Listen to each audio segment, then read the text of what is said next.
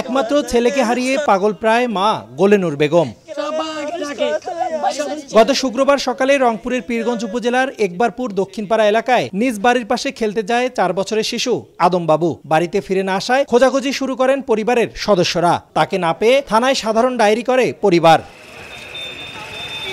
এ ঘটনায় সন্দেহের তীর উঠে একই এলাকার বাসিন্দা শিল্পী বেগমের দিকে। পরদিন শনিবার সকালে পরিবার সহ এলাকাবাসী শিল্পী বেগমের বাড়িতে তল্লাশি চালায়। এক পর্যায়ে তার ঘরের আলমারির একটি ড্রয়ার খুলতে না দিলে পুলিশকে জানায় শিশুটির পরিবার। পরে ওই দিন রাতেই শিল্পী বেগমের বাড়ির পাশে পুকুরে শিশু আদম বাবুর লাশ পাওয়া গেলে বিক্ষুব্ধ হয়ে ওঠে স্থানীয় জনতা। আমার ভাসুরের বাড়ি ডুব দিয়ে উঠে দেখে আমার বাবা নাই, কিন্তু যতগুলো সোল আছে কেউ আমার বাবা পানিতে নামতে দেখে নাই।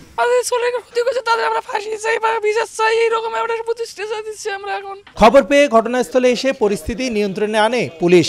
গ্রেপ্তার করা হয় শিল্পী বেগমকে। আমরা তাকে গ্রেপ্তার করেছি এবং আজকে নিয়মিত মামলা রুজু হয়েছে এবং সেই সাথে তাকে আদালতে প্রেরণ করা হয়েছে।